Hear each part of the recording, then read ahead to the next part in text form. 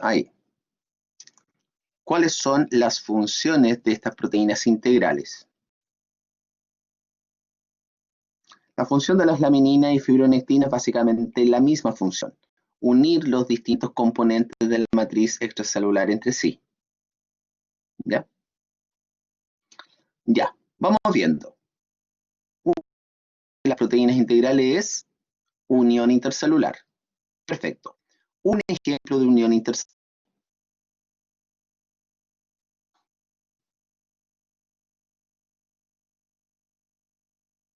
donde participen estas proteínas integrales de membrana.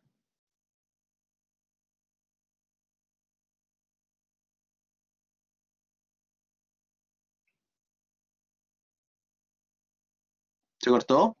Oli, oli. Oli, oli. ¿Se escucha? Hola. Sí, está bien. Está bien. Tenía problemas para ingresar, sí, ¿eh? Se caía el Classroom. No sé si le había pasado también lo mismo. Ya, repito la pregunta. Un ejemplo de unión intercelular participa en estas proteínas integrales.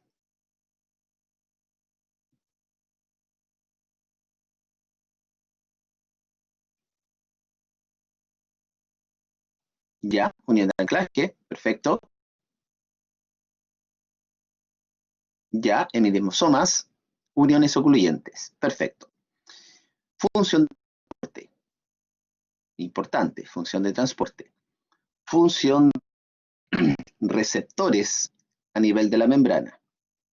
Si esta proteína cumple función de receptor, ¿cuáles deberían ser los componentes estructurales que debería tener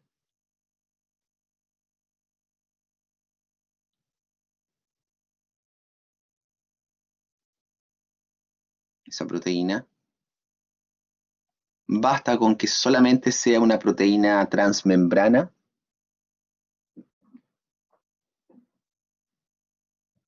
o se requiere otra cosa también? Se requiere otra cosa. ¿Qué otra cosa?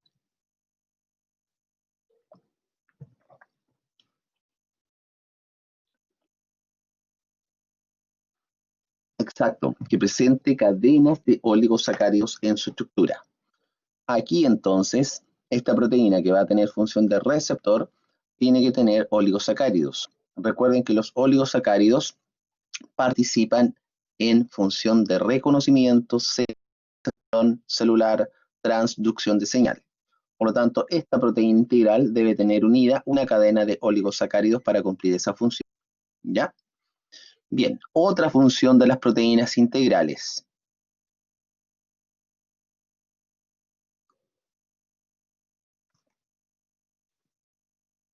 Integrinas, perfecto. Otra función, si es que se acuerdan de otra.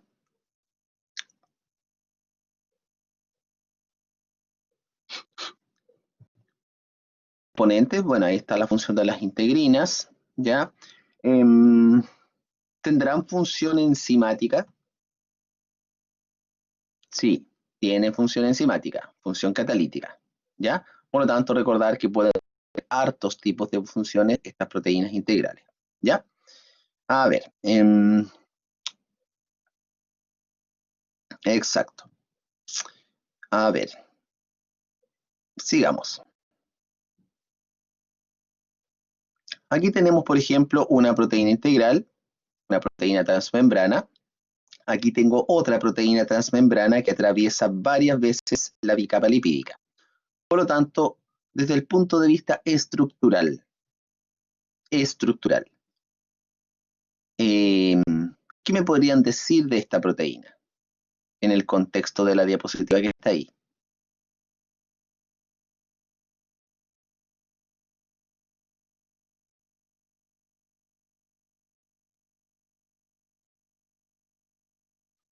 ¿Ven todos la diapositiva, chicos? Ahí está el cursor. Ahí se está moviendo el cursor. Ahí apareció la flecha. A ver, a ver. Ahí se ven varias pantallas. ¿No se ve? Está compartida la pantalla.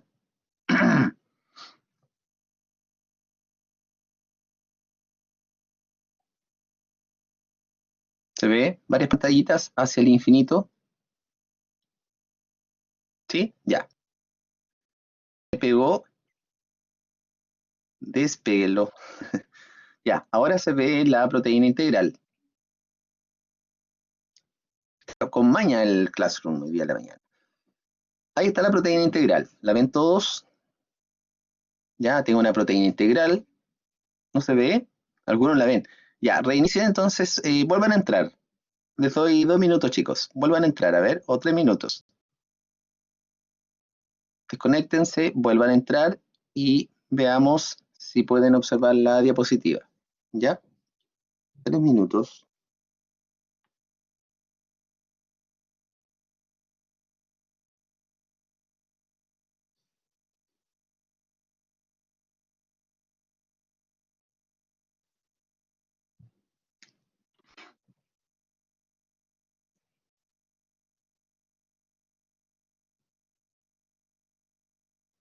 Ahora sí. ¿Ya? La pregunta es la siguiente. Tengo esta proteína integral. ¿Ya? Desde el punto de vista estructural, ¿qué me pueden decir ustedes? ¿Qué visualizan en esta proteína? ¿Qué pueden inferir de acuerdo a su estructura?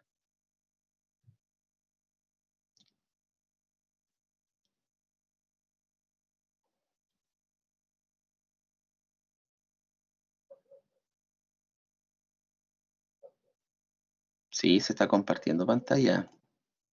Uy, qué tamañosa esta cosa, oiga. A ver. Sí, ahora se enojó el Classroom otra vez. A ver, vamos a tratar de compartir pantalla. Amaneció mañoso el Classroom. A ver ahí. Ya, ahí está compartiendo de nuevo. Ya. Ahí está la proteína nuevamente. Ahí está el chat. Ahí está la proteína. Ya. Ya. Desde el punto de vista estructural, ¿qué me pueden contar de esta proteína?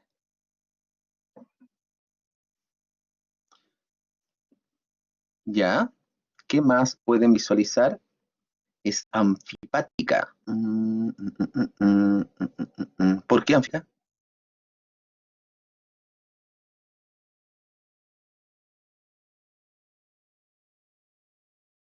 ¿Ya? Tiene una parte polar y otra apolar, ¿ya? Podría ser, ¿ya? ¿Qué más me podrían decir con respecto a su estructura? Aminoácidos apolares en el interior, por lo tanto, ¿qué tiene más esa proteína en cuanto a los tipos de aminoácidos? No, en cuanto a los tipos de aminoácidos.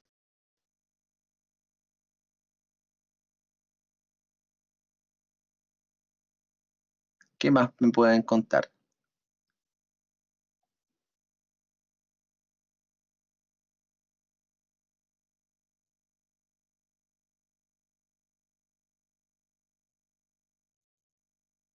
¿Tiene más polares, apolares?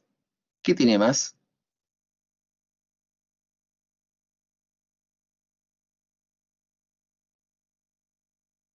Claro, en la periferia hay polares, hay algunos que pueden ser ácidos, otros pueden ser básicos. De acuerdo a lo que se observa, presenta más apolares o polares, más apolares. Fíjense el volumen que tiene la proteína en el interior de la bicapa lipídica. Esta de acá, que atraviesa una sola vez la bicapa, también, de acuerdo a lo que vemos, presenta mayor cantidad de aminoácidos hidrofóbicos. ¿Ya? ¿Qué más me pueden contar de acuerdo a la estructura de esta proteína?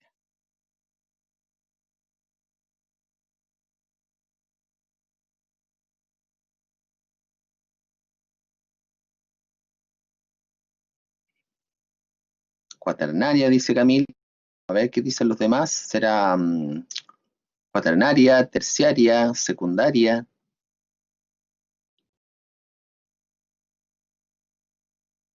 ¿Será una holoproteína, una heteroproteína? Vamos, Bachi. Bachi puede. Hay varias hélices, por lo tanto, si es cuaternaria, profe, que atraviese más veces la membrana quiere decir que son multipaso, ¿o no?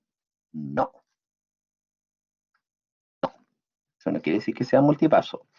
La palabra multipaso lo asociamos a los canales, ¿ya? A las proteínas. ¿Por qué? Porque el canal cuando se abre deja pasar varios solutos a favor de gradiente de concentración. Es multipaso. En cambio, los carrier o transportadores son unipaso, ¿ya? Van pasando uno por uno los solutos a través de los carrier.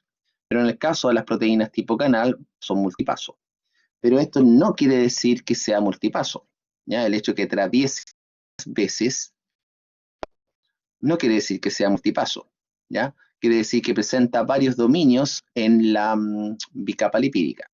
Observamos gran cantidad de alfa hélices, bueno, no tan gran cantidad, tiene a ver 1, 2, 3, 4, 5, 6, 7 al ojo, alfa hélice. Presenta aquí una estructura que no es proteína, por lo tanto es una heteroproteína, y con respecto al tipo de estructura, ¿será terciaria o cuaternaria?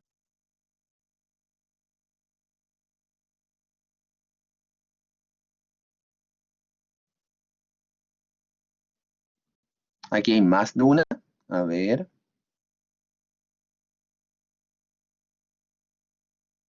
parece que fuera una sola, que está inserta varias veces. Terciaria, dice la, ¿qué dicen los demás? ¿Será terciaria o cuaternaria?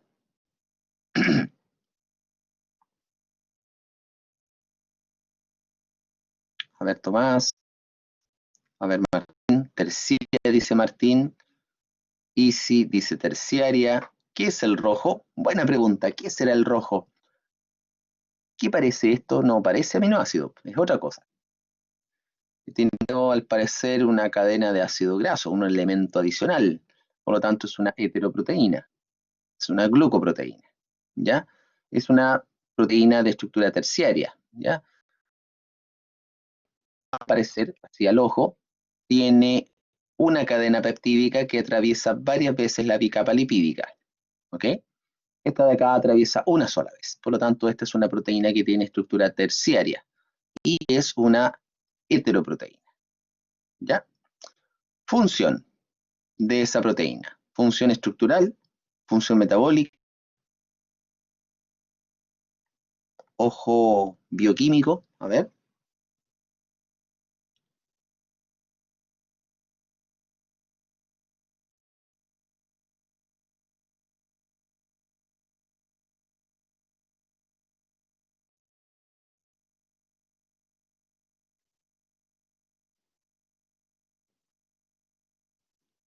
función estructural, función metabólica, estructural dice Camila, ¿qué dicen los demás?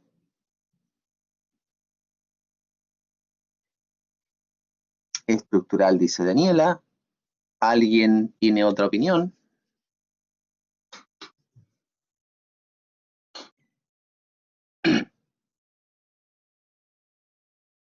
A ver,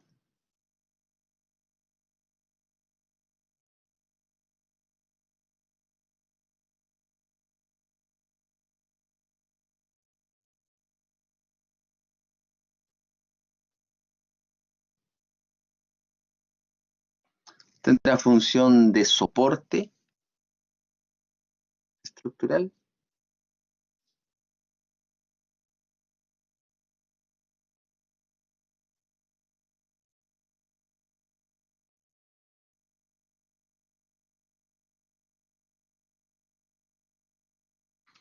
¿Tiene forma fibrosa o tiene forma globular?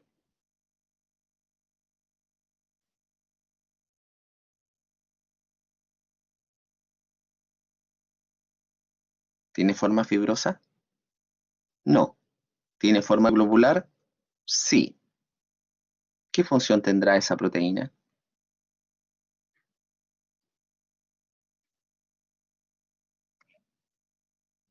¿Tiene función metabólica? Exacto, tiene función metabólica. Tiene una función de soporte estructural. Si bien es parte de la estructura de la membrana, la función es una función metabólica, ¿ya? Tiene forma globular, o más o menos globular, ¿ya? No tiene una función, no tiene una estructura fibrosa, como el colágeno, como la elastina, no. Tiene forma globular y ya sabemos que las proteínas que tienen forma globular tienen función metabólica. De acuerdo a lo que podemos observar, tiene una función de transporte, una función como receptor, ¿ya? Ok, muy bien. Sigamos. Tam. A ver, de aquí. Transducción de energía. Ya. Ejemplos de membrana que tengan función de transducción de energía y por qué. Membrana interna de la mitocondria, ya, correcto.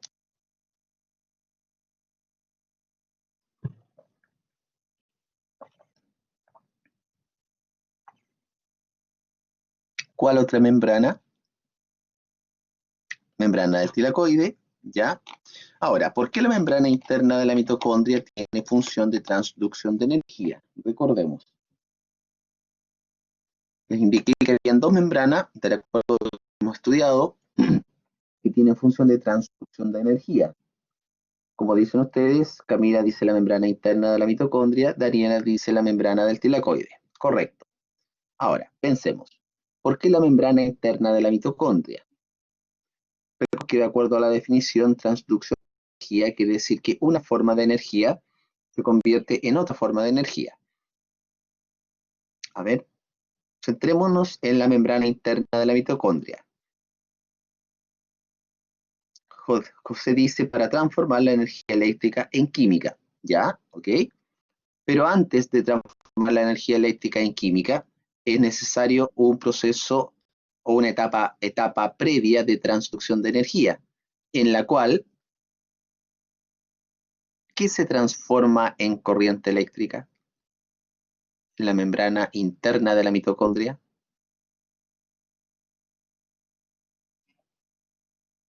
El poder reductor del NAH y el FATH2, ¿cierto?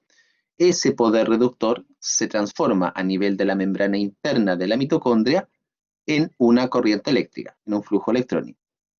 Ahora, ese flujo electrónico se convierte directamente en un gradiente de protones. Ese gradiente de protones ahora se transforma en energía química a la forma de ATP. ¿Ya? Ahora, en el tilacoide, ¿qué sucede? Porque es una membrana donde hay transducción de energía. Por lo siguiente, la energía de la luz del sol transforma en una corriente, en un flujo electrónico. Ahora, ese flujo electrónico, ¿en qué se convierte?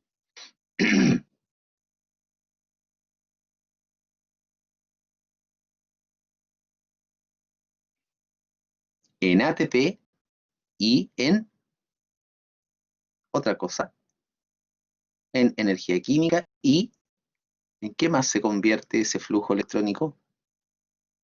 En NADPH, en poder reductor. ¿Ya? Por lo tanto, en esos dos tipos de membrana tenemos ejemplos de transducción de energía. ¿Ya? A ver, les iba a preguntar otra cosita. Ah, ahora me acordé. De acuerdo a lo que estudiamos, el poder reductor que sirve para generar la cadena transportadora de electrones en la mitocondria. ¿De dónde viene ese poder reductor? De acuerdo a todo lo que estudiamos.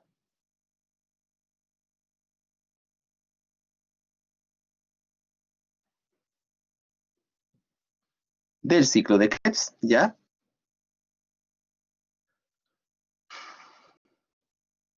Solamente. Respiración celular incluye todo lo que ocurre en el interior de la mitocondria. Cuidado. De acuerdo a lo que estudiamos, porque lo más probable es que existan otras fuentes de NADH y de FATH2, pero de acuerdo a lo que estudiamos, ¿ya? Recordar.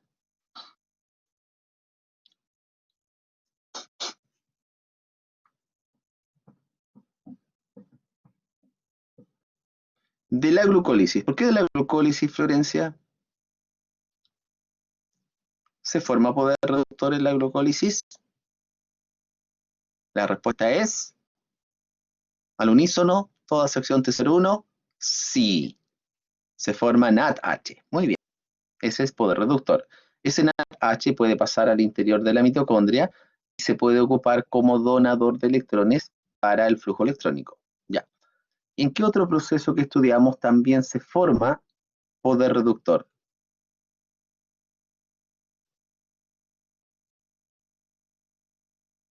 Claro, puede ser a partir de otras macromoléculas, pero de acuerdo a lo que estudiamos, ¿ya?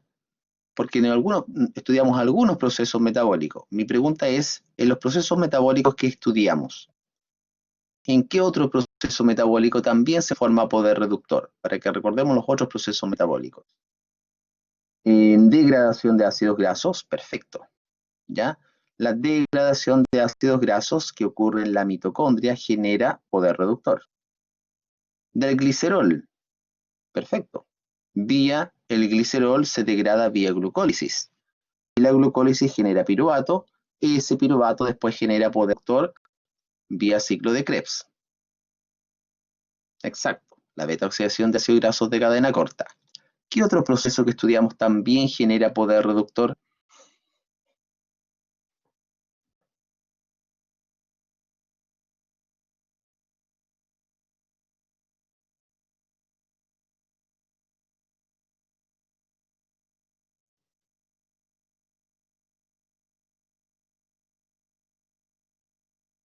Había otro que es parte también de la respiración celular.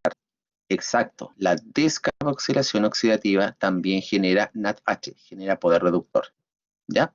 Por lo tanto, todo ese poder reductor, y aparte hay otro más poder reductor, de acuerdo a lo que estudiamos específicamente en la clase de la unidad 3, todo ese poder reductor se utiliza a nivel de la mitocondria para generar flujo electrónico, ¿ya? Por solamente el poder reductor que viene del ciclo de Krebs.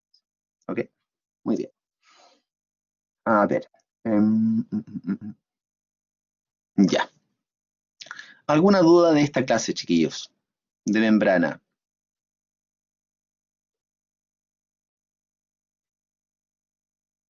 La degradación de proteínas, déjame pensar, me parece que sí.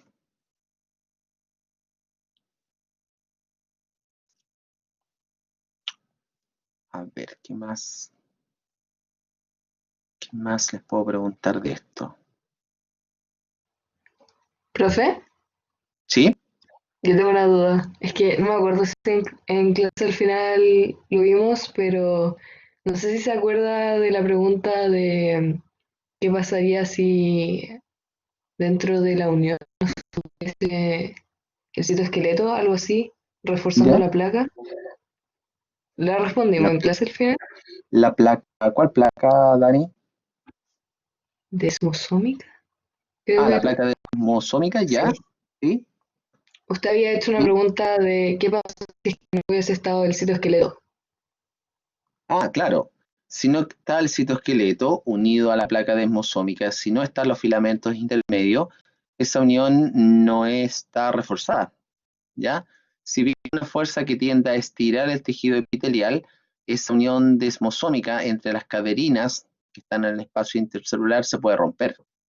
Por lo tanto, se pueden separar las células epiteliales y va a generar un flujo de nutrientes a través del espacio intercelular, ¿ya? Se puede romper el tejido epitelial, ¿ya? Por eso Gracias, las profe. placas, los demosomas están reforzados con filamentos intermedios. ¿Por qué? Porque el filamento intermedio, de acuerdo a su estructura, tiene una gran resistencia a las fuerzas de tracción, ¿ya? Si tú quieres estirar un filamento intermedio, es como tratar de estirar un cable de acero. No se puede. Es resistente a la tracción, ¿ya? A ver, se me había ocurrido una pregunta de aquí. A ver.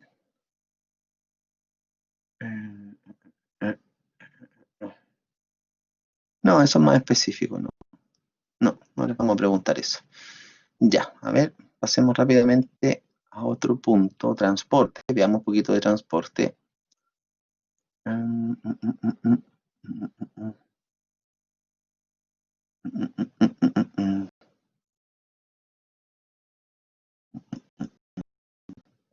¿Cuál es la importancia fisiológica de la bomba de sodio-potasio? A ver, ¿qué me podrían decir ustedes? Importancia fisiológica de la bomba.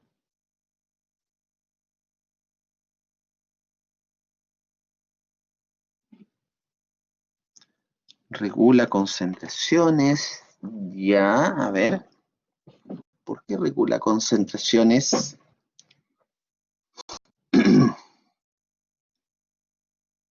Mantiene un equilibrio, genera gradientes.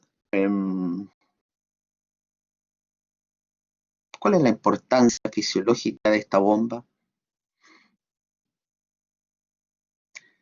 Exacto, genera gradientes de concentración. ¿Por qué? Porque va a movilizar tanto sodio como potasio en contra de gradiente. ¿Ya? En los dos lados. Va a generar un gradiente de sodio, porque moviliza sodio en contra de gradiente, hacia afuera, 3 sodio, y hacia el interior lleva 2 potasio. En contra de gradiente de concentración, el potasio. ¿Ya? Por lo tanto, la importancia fisiológica es que va a generar gradientes de sodio y de potasio. De sodio en el exterior y de potasio en el interior de la célula. ¿Ya? Por cada 3 sodio que moviliza hacia el exterior, moviliza 2 potasios hacia el interior. ¿Ya? Esa es la importancia fisiológica de la bomba de sodio-potasio. Recuerden que parece que a ustedes no le hice esa pregunta en el test. Parece que fue la otra sección. Si uno habla de aspectos físicos o de importancia fisiológica o fundamento fisiológico, ¿a qué me estoy refiriendo? ¿Qué les estoy preguntando de una manera distinta, más biológica, más técnica? Exacto, se refiere a la función, ¿ya? Si les pregunto por la importancia fisiológica, les estoy preguntando por la función importante, ¿ya? Desde el punto de vista fisiológico, qué proceso, qué genera, ¿ya? Si pregunto de aspectos morfológicos, ¿qué estoy preguntando? Ya, puede ser estructural, pero si hablo de aspectos morfológicos me estoy refiriendo a la distribución, a la forma que puede tener una estructura dentro de un organelo o en una célula. Estoy refiriendo a la forma, ¿ya? Por ejemplo, aspectos morfológicos de las proteínas fibrosas es que están formadas por proteínas fibrilares que están entrelazadas, qué sé yo, formando dímeros, tetrámeros y qué sé yo, bla, bla, bla. ¿Ya? Eso es un aspecto de forma, ¿ya? Si es un aspecto estructural, obviamente me estoy refiriendo a la forma y a cómo está conformada esa forma, esa estructura, esa molécula. ¿Ya? Esas son palabritas que en biología, en todos los ámbitos de la biología siempre se van a utilizar. Lo van a seguir escuchando en microbiología, histología, genética, anatomía, ¿ya? En todos los ramos biológicos siempre se habla de aspectos morfológicos y de fisiológicos. Siempre cuando uno les pone a los estudiantes una pregunta en ese sentido, más de alguno queda dando vuelta a qué estará preguntando el profesor cuando se refiere a aspectos fisiológicos o morfológicos. Tenía un estudiante de biotecnología hace años atrás que siempre me reclamaba que por qué preguntaba esa cosa tan enredada, profesor, cuando yo preguntaba por aspectos morfológicos o fisiológicos. Ya, a ver, ¿qué otra cosita?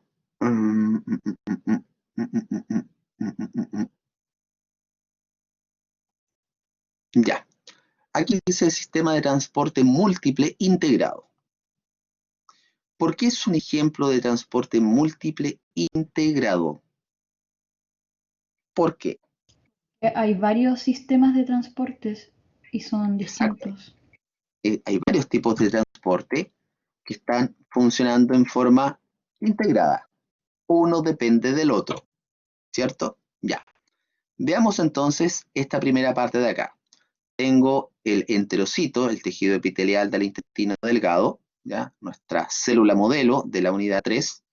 Tenemos que en la parte apical un sistema de simporte. Ahora, ¿de qué otro tipo de transporte depende este simporte?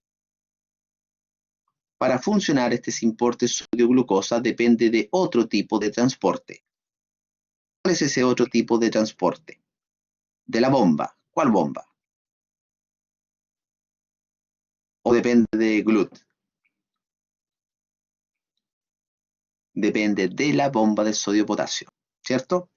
Aquí abajo en la parte basal tenemos la bomba de sodio-potasio.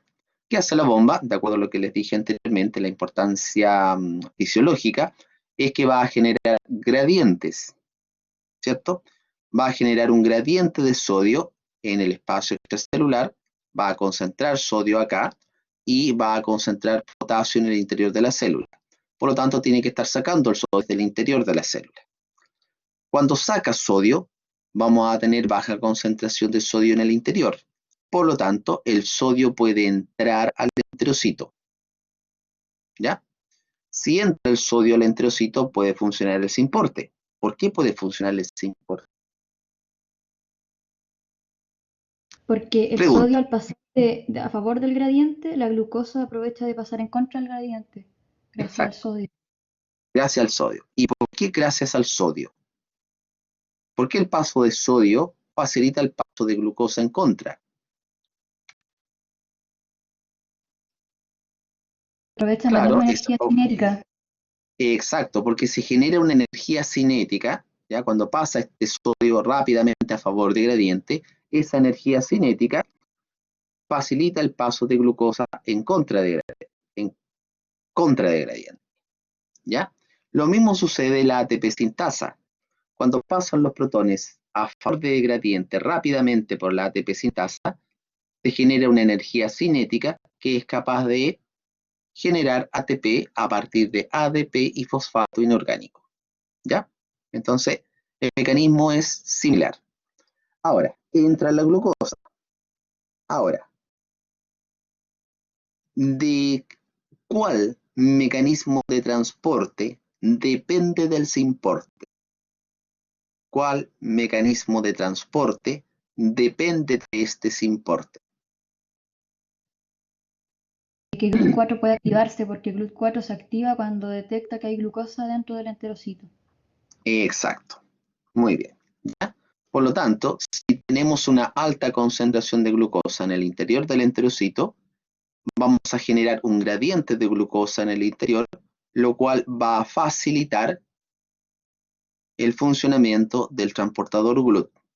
Recuerden que GLUT siempre moviliza glucosa a favor de gradiente, desde mayor concentración a menor concentración. No gasta energía, ¿ya? Recuerden que GLUT es un tipo de carrier, es una difusión facilitada específico para glucosa. Toma la glucosa y la lleva hacia el espacio extracelular. ¿Ok? Bien. A ver. Tenemos acá transporte en masa. Tenemos fagocitosis, pinocitosis y mediada por receptor o ligando. Si yo digo que esto corresponde a un ejemplo de fagocitosis, ¿faltará algo para que sea la fagocitosis? ¿O estará bien mostrar esto como un ejemplo de fagocitosis?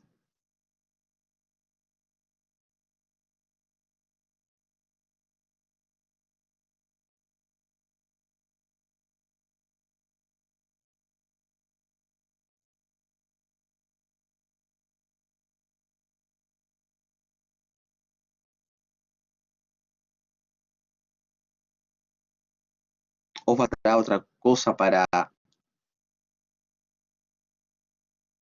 recordar fagocitosis? Yo creo que está bien, pero ¿Está bien? podrían poner que lo que se está fagocitando después se va a digerir, quizás. No sé. Exacto, exacto. Entonces, recordemos que esta ingesta de grandes partículas sólidas después tiene que ser digerida. ¿ya? Por heterofagia. Por lo tanto, la fagocitosis está directamente relacionada, la endocitosis, mejor dicho, de esta partícula sólida, está directamente relacionada con la digestión intracelular. Lo mismo en el caso de la pinocitosis y la endocitosis mediada por receptor, ¿ya? Bien. A ver, ¿qué otro aspecto?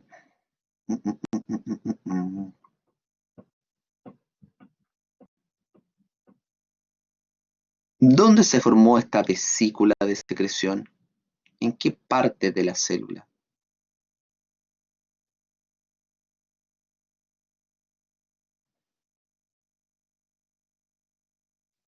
Complejo de Golgi. ¿De qué parte específicamente?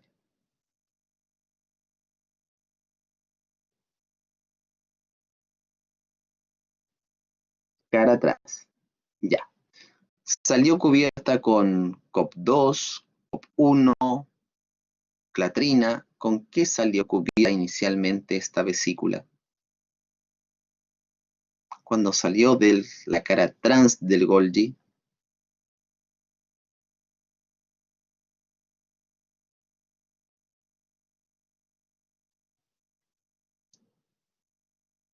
Manosa 6 fosfato, dice Camila. ¿Qué dicen los demás? COP2, dice Daniela. Desde la cara trans del Golgi. ¿Sí? Si suponemos que adentro hay enzimas hidrolíticas, deberían ir marcadas de manosa 6-fosfato. ¿Ya? Paulina dice clatrina. ¿Alguna otra opinión? Vuelvo a hacer la pregunta para todos. Suponiendo que esta vesícula de secreción salió de la cara trans del Golgi, ¿con qué tipo de proteína de cubierta salió desde la cara trans del Golgi? Ah, clatrina. Clatrina, COP2, COP1. A ver, hay diferencias de opinión. Unos dicen COP1, otros dicen COP2, otros dicen clatrina. Ya, puede ser, no puede ser COP1 de partida. ¿Por qué? Porque COP1 recubre a las vesículas que en sentido retrógrado y esta vesícula avanza en sentido anterógrado, es decir, avanza desde la cara trans hacia la membrana celular. ¿Ya? Por lo tanto, no puede ser COP1. ¿Podría ser COP2? Sí y no. Sí y no. Es más probable que salga con clatrina. ¿Ya? ¿Por qué? Porque el movimiento de esta vesícula es muy cortito, es desde la cara trans hacia la membrana celular. Por lo tanto, inicialmente, lo más probable es que salga con clatrina. Y después, claro, se fusione con la membrana celular y libere su contenido hacia el espacio extracelular. Claro, si nos enfocamos en el sentido, podría ser COP2, pero, había una diapositiva, después la vamos a ver, o la vemos al tiro, en la clase de Golgi, donde decía que puede ser clatrina. A ver, vamos a ver porque aquí puede generar un poco de suspicacia. Vamos a ver. Creo que era la última. Igualmente entré a ver, aquí les había puesto. Ah, pero es que dice, a ver, aquí está la clave, mire. Cubiertas con COP2, retículo, cara cis, región medial, cara trans. ¿Ya? Cara trans. Clatrina, desde el Golgi trans hacia los endosomas y los lisosomas también tienen cubierta con clatrina. Ahora, vamos viendo aquí. ¿Qué me dice esa diapo?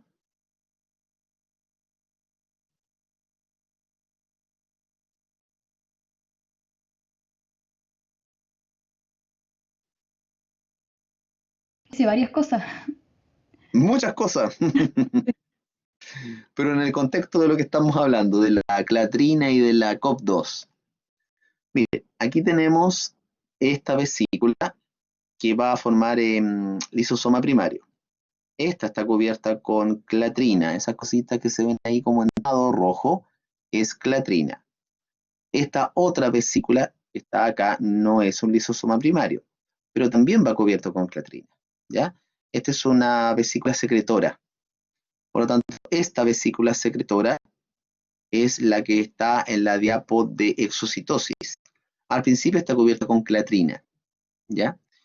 Y las que hacen este movimiento retículo, caratrans, región medial, perdón, caracis, región medial, estas van cubiertas con COP2, ¿ya? Para ser más específico. Las que salen de aquí están cubiertas con clatrina, ¿ya? ¿Ok? Bien, bien, bien. ¿El Dígame. gránulo secretorio no es lo mismo que exosoma? Exosoma, no, no.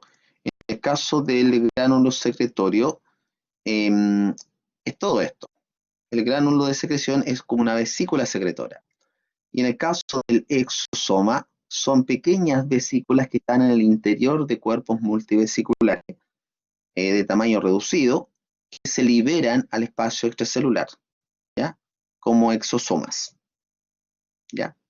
Este gránulo secretorio adentro tiene macromoléculas, puede tener proteínas, puede tener, digamos, lípidos, y también se libera al espacio extracelular. Pero en el caso de los exosomas, muchos exosomas van cubiertos con una pequeña membrana, ¿ya? Por eso se llama exosoma. Soma quiere decir cuerpo, ¿ya? Y el concepto de cuerpo dentro de la célula se asocia a una microvesícula, ¿ya? A ver, ¿qué otro aspecto de transporte? Yo creo que ahí estamos bien con transporte, ¿ya? No necesitamos más detalle. Bien, ¿qué más nos queda? Citoesqueleto.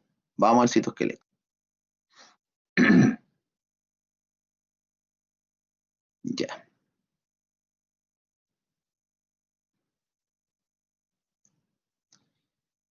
Tin, tin, tin, tin.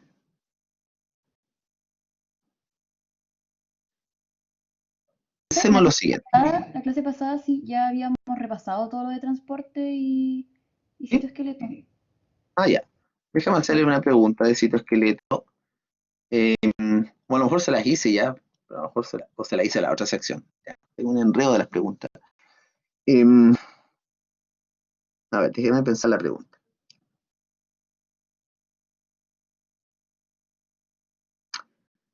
Una vesícula con proteínas glicosiladas salió desde el retículo.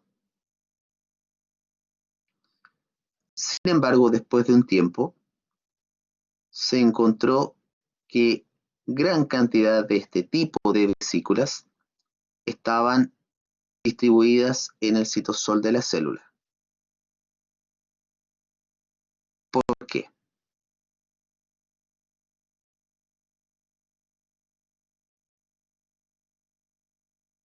Esa es la pregunta.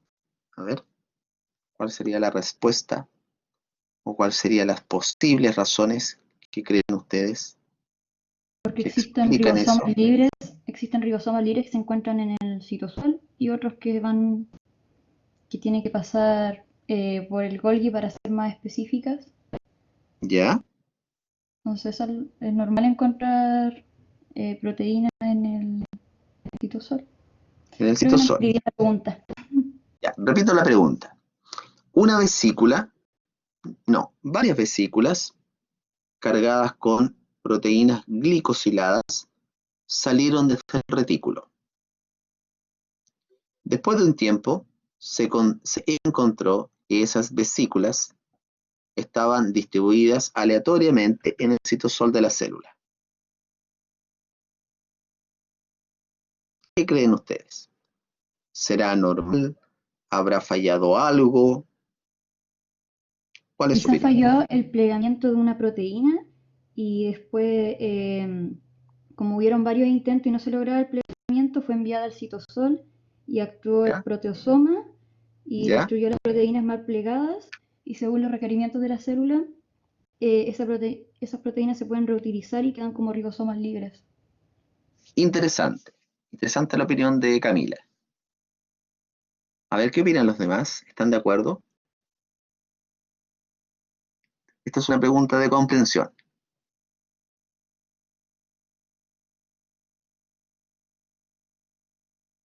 A ver, Florencia, a ver, Camila. Oye, los varones que están calladitos hoy día. ¿Dónde están los varones? A ver. Varones, machos alfa. A ver, don Carlos, Ignacio, Jaime, José, Mario. Don Mario Corbalán Mellado, ¿cómo está usted? Está calladito, ¿ah?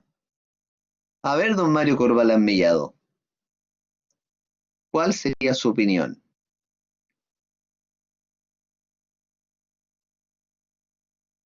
¿Cómo está don Mario?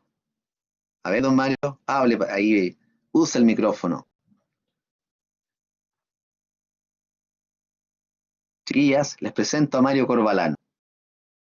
Ya, Hola Mario, tiene voz de sueño Mario, ¿ah? sí. Mire, ahí la Camila le está diciendo hola, muy buena Hola. moza, joven, inteligente. Le presento a Mario Camila. A ver Mario, ¿cuál es su opinión? A ver, no me acuerdo mucho, pero creo que había algo que marcaba las vesículas para dirigir hacia a dónde tenían que ir, ¿o Ya, no? ya, ok. Puede ser que no tengan ese marcador y por eso no se dirigen. Buena observación. Le voy a decir al tiro que esa proteína que salió esa vesícula que salió del retículo iba marcada con COP2. Sin embargo, después de un tiempo se encontró una gran cantidad de vesículas cubiertas con COP2 a la deriva en el citosol. A ver, para todos, En ¿qué el habrá retículo pasado? se dirigió a la membrana. Del retículo, esas vesículas salieron del retículo cargadas con proteínas glicosiladas, pero quedaron a la deriva, ya, más pistas, quedaron a la deriva en el citosol, que estaban cubiertas con COP2. ¿Por qué quedaron a la deriva y sueltas? ¿Ya? Como una... Porque se retrotranslocaron al citosol. Sí, a ver. ¿Existe la palabra? No sé si me Sí, entiendes. no, está bien, se retrotranslocan. Pero hay un detalle en lo que tú estás diciendo. No está bien al 100%. Hay un detallito en lo que estás diciendo, Camila. El tema es que cuando se retrotranslocan las proteínas desde el retículo al citosol, no van cubiertas, no van dentro de vesículas, ¿ya? Salen por canales, por translocadores que están en el retículo hacia el citosol, y ahí después son degradadas directamente por el proteasoma. ¿Ya? Entonces, ese es el detalle de lo que estás diciendo. No está mal, no está mal la idea, pero la estructura, como salen, ahí es donde está el detalle, ¿ya? En el ejemplo que le estoy dando, la vesícula cubierta COP2 queda a la deriva en el citosol de la célula. Hay una falla ahí, algo falla. Javiera dice falla en los microtúbulos. Ya, podría ser. ¿Qué opinan los demás? No se anclaron a quinesinas dineínas. Ya. Quinesinas y dineínas.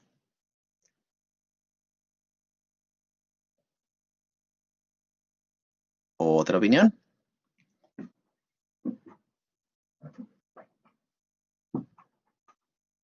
Se tienen que anclar esas proteínas que salen con COP2 a quinesina A y las dineína. quinesinas solamente, Claro, porque las solamente a las quinesinas son las que quinesinas. van al extremo positivo de la... Exacto. Esas Ah, ya. proteínas glicosiladas que salieron del retículo en una vesícula cubierta con COP2 tienen que pasar al Golgi para seguir su proceso de maduración. Ahora, para pasar al Golgi, tienen que ir unidas a inesina. Ya, exacto. Entonces, ¿por qué encontramos, después de un tiempo, estas vesículas cubiertas con COP2 a la deriva en el citosol? ¿Por qué no pasaron al Golgi?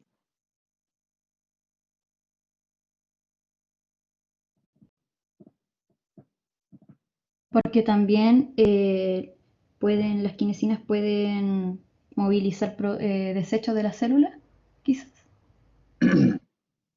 Claro. Quizás era un desecho lo que estaba transportando y lo liberan en el citosol. No sé. Hay un problema ahí, algo está fallando. ¿Pero qué está fallando? ¿O qué podría fallar? Porque puede ser más de uno. Claro, un problema puede ser en la esquinesina, ¿cierto? A lo mejor hay una falla en la estructura de la esquinesina que impide que las quinesinas en estas vesículas cubiertas con COP2 y las lleven por los microtúbulos hacia la cara cis del Golgi. También es importante lo que dice el Ignacio, aunque dice jaja el Ignacio, pero puede que haya ingresado a la célula alguna molécula extraña que haya degradado, haya inhibido la acción de la quinesina. Ya. Ahora, para ponernos más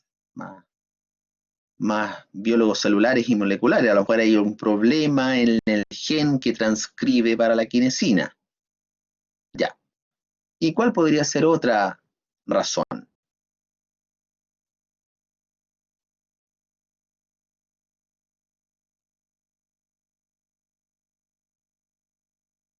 Supongamos que está ok la quinesina. No hay inhibidor de la quinesina. El gen de la quinesina se está expresando bien, se está transcribiendo sin ningún problema. ¿Cuál podría ser la otra causa para este efecto? ¿Esto tendrá causa o no tiene causa? ¿Todo lo que existe tiene causa?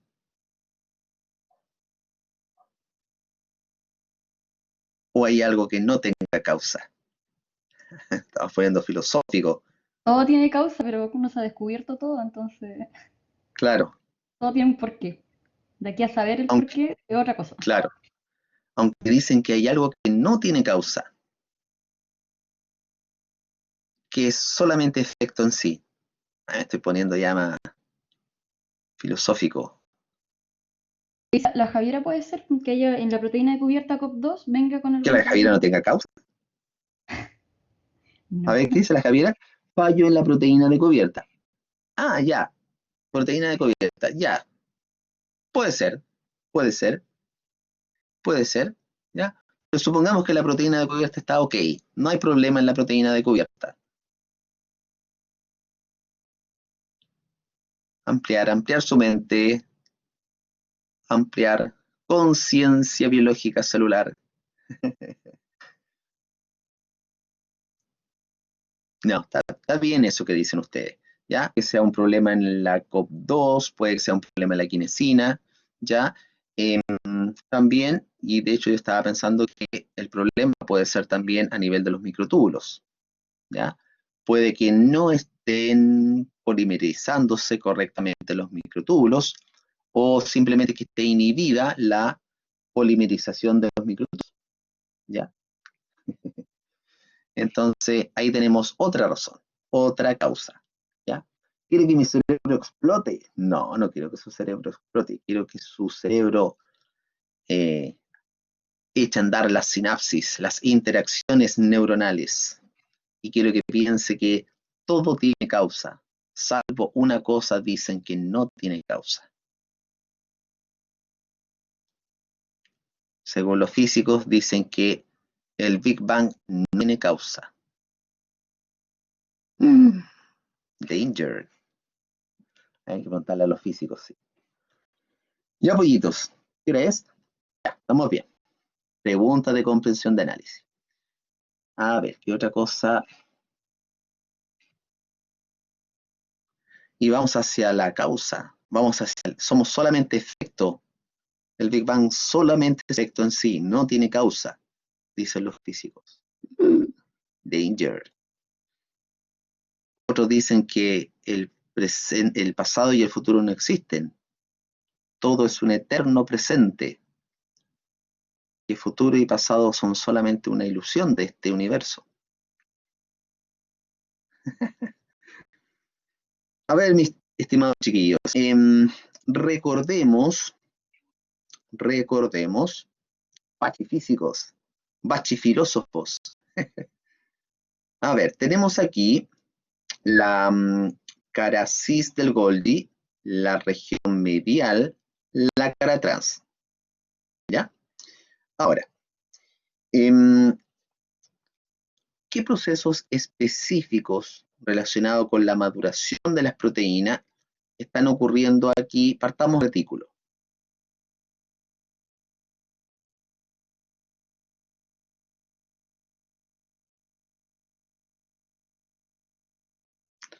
Un proceso específico. Hay una vesícula ahí que está saliendo desde la cara Claro, trans hacia el exterior y hay un receptor que después se va a incorporar en la membrana, supongo. claro, pero partamos por acá, Camila. En el contexto de procesos específicos relacionados con la maduración de las proteínas y o lípidos que ocurran aquí en el retículo. Recordemos que lo primero que ocurre después que las proteínas son sintetizadas es la glicosilación de las proteínas. ¿Ya? Aquí en el retículo. ¿Se ve la diapo? ¿Se ve la flechita negra? ¿Sí? Ya. ¿Qué más ocurre en el retículo?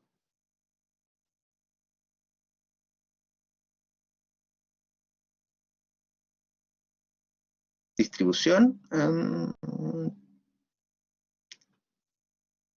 Una clasificación inicial, sí, pero la clasificación es más estricta aquí en la cara cis del Golgi. ¿Por qué? Porque desde el retículo van a salir vesículas cargadas con una gran cantidad de proteínas. ¿Ya?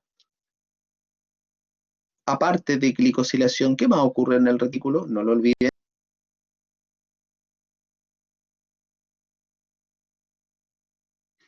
Vamos, T01. T01 puede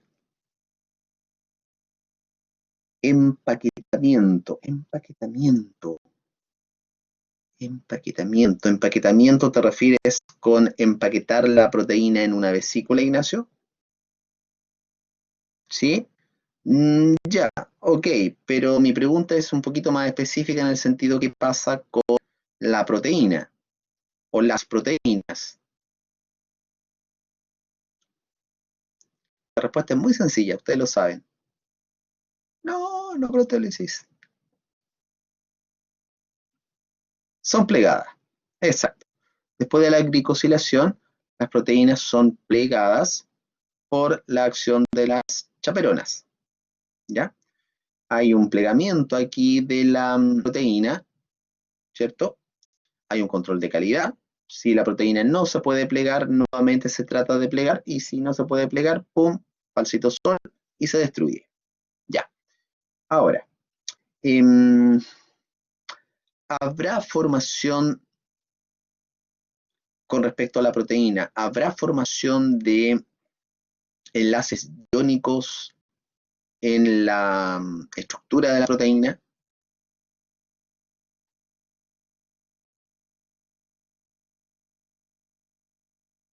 ¿Por qué sí, Camila?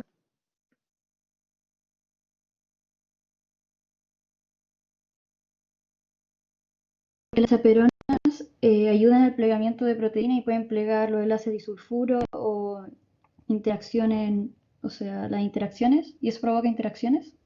Exacto. Y esas Cuando las interacciones a veces vienen con carga, Exacto. dependiendo si es Por por lo la tanto, exacto. Recuerden todo lo que hablamos ayer de estructura de las proteínas. Cuando las chaperonas comienzan a plegar las proteínas, van a facilitar que se formen tanto la estructura secundaria como la terciaria de la proteína. Por lo tanto, van a facilitar que se formen todos los tipos de enlaces que conforman la estructura de la proteína, ¿ya? Puentes hidrógeno, enlaces iónicos, puentes disulfuro, ¿ya? entre cisteínas, fuerzas de repulsión, fuerzas de atracción, todo eso se facilita por acción de las chaperonas, ¿ya? Y de hecho, creo que por aquí salía, aquí está, mire, dice, formación de puentes disulfuro, ¿ya? Esta formación de puentes disulfuro también está directamente relacionado con el plegamiento de la proteína, ¿ya? Y obviamente con el control de la calidad de la proteína, ¿ya? Por lo tanto, las chaperonas facilitan el plegamiento, facilita que se formen los puentes disulfuro, el ácido iónico, hidrógeno, para formar alfa hélice o beta plegada. Por lo tanto, todos estos procesos ocurren a nivel del retículo. Ahora, cuando la proteína sale del retículo en una vesícula cubierta con COP2, bien conformada COP2, ayudada por quinesina, bien conformada quinesina, y por los microtúbulos, bien polimerizados, pasa a la cara CIS del Golgi. ¿Ya? Y aquí en el Golgi también vuelven a ocurrir procesos similares. ¿Cuáles son los procesos similares al retículo? Glicosilación, nuevamente plegamiento, porque en el Golgi también hay chaperonas, ¿ya? Nuevamente control de calidad. Si digo glicosilación, estoy diciendo adición de carbohidratos, ¿cierto? Adición y eliminación de carbohidratos. ¿Por qué? Porque desde la cara cis, región medial, cara trans, se empiezan a procesar esos oligosacáridos, ¿ya? Y finalmente, cuando salen a la cara trans, vamos a tener una proteína con una cierta, digamos, cantidad y tipos de monosacáridos en su cadena de oligosacáridos. Ahora, específicamente en el Golgi, ¿qué ocurre? Los procesos que están especificados acá. Proteólisis, oligomerización, fosforilación. ¿Ya? Ahora pensemos, ¿por qué la proteína cuando pasa desde el retículo, siendo que ya está glicosilada, pasa al Golgi y nuevamente es modificado su árbol de oligosacáridos? ¿Por qué tiene que volver a ocurrir eso si ya estaba listo en el retículo cuando sale? Pasa cuando hay proteínas que van a tener función de chaperona, ¿o no? Ya podría ser, pero en el contexto más general, ¿por qué se modifica este árbol de oligosacáridos siendo que ya existe cuando la proteína sale del retículo? ¿Por qué no dejarlo tal cual? Javiera dice por la especificidad. A ver, Javiera, ¿por qué por la especificidad?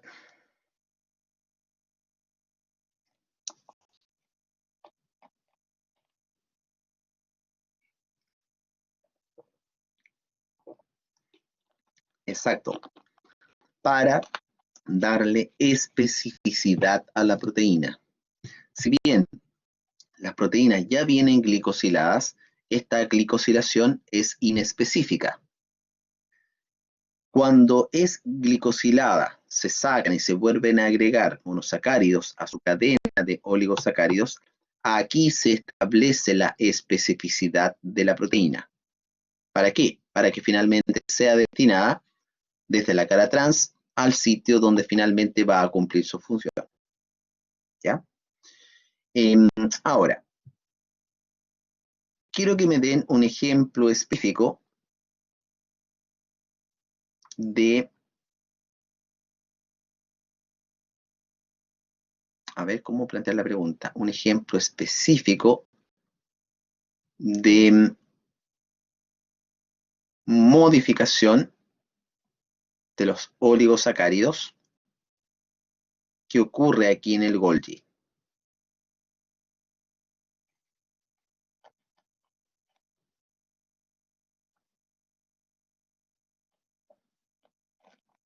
Que incluya, aparte de la glicosilación, otro proceso específico que ocurre en el Golgi para darle especificidad a una proteína. Camila dice enzimas hidrolíticas. Ya, a ver, ¿Qué opinan los demás? Adición de la mano, dice Javiera. Ya. ¿Alguna otra opinión? Eliminación de la manosa, ¿cierto? Puede ocurrir las dos cosas. Eliminación y agregación de nuevas manosas. La manosa 6-fosfato, dice Tomás. Ya, a eso es más específico. ¿Por qué algunas proteínas deben llevar manosa 6-fosfato? Fíjense que esa manosa, que dice Tomás, ya venía en el árbol de los sacáridos desde el retículo. Pero cuando pasa al Golgi, en el Golgi ocurre fosforilación. Ahí tenemos la palabrita clave, fosforilación. Se fosforila el carbono 6 de la manosa. Eso es importante porque le da especificidad a esa futura proteína. ¿Y cuál es el destino? Como todos sabemos, esas proteínas marcadas con manosa 6-fosfato salen en los lisosomas primarios, ¿cierto? Ese marcaje con manosa 6-fosfato identifica que esta proteína tiene que seguir un proceso de maduración específico para convertirse en una hidrolasa lisosomal, en una hidrolasa ácida, ¿ya? Es ahí en los lisosomas primarios, claro, donde van las enzimas hidrolíticas. Por lo tanto, ese es un ejemplo específico de marcaje para que esa proteína siga un proceso específico en el interior del Golgi para transformarse específicamente en una hidrolasa lisosomal. ¿Ya? ¿Ok? Bien. A ver, otra cosita. Tutututun, tutututun.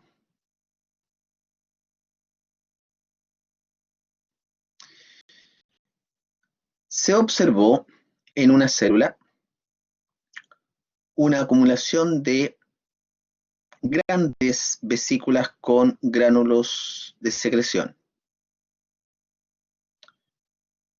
los que quedaron acumulados en el citosol de la célula, pero no se liberaron al espacio extracelular. ¿Por qué ocurrió eso? Porque el estímulo, no hubo estímulo, o No suponemos hubo que sí estímulo. hubo estímulo. Es que con estímulo sí se van a liberar. El hecho es que quedaron en el citosol de la célula. Grandes vesículas con gránulos de secreción. A ver, ¿qué opinan los demás? El contenido se dispara cuando llega alguna señal específica. Entonces, si están todavía acumuladas es porque todavía esa señal no ha llegado. Exacto, muy bien. Esos grandes vesículas con gránulos de secreción solamente se liberan cuando llega el estímulo específico. Si no llega el estímulo específico, van a quedar acumulados en el interior de la célula. Si se acumulan en el interior de la célula, ¿qué pasará con la síntesis de esos gránulos de secreción? ¿Cuál sería la lógica homeostática biológica? ¿Podría haber un tumor? ¿O es mucho eso? ¿Muy extremo? No, es muy extremo, es muy extremo. Lo que pasa es que se van a acumular. Mi pregunta es, ¿qué pasará con la síntesis de estos gránulos de secreción? Si no llega el estímulo.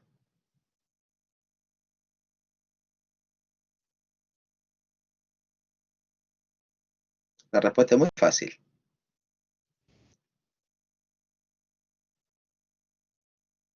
¿Alguna patología? No sé. No, más simple todavía. Exacto, se detiene la síntesis, ¿ya? Llega un momento en que se acumulan cierta cantidad de estas vesículas secretoras y no se siguen secretando más.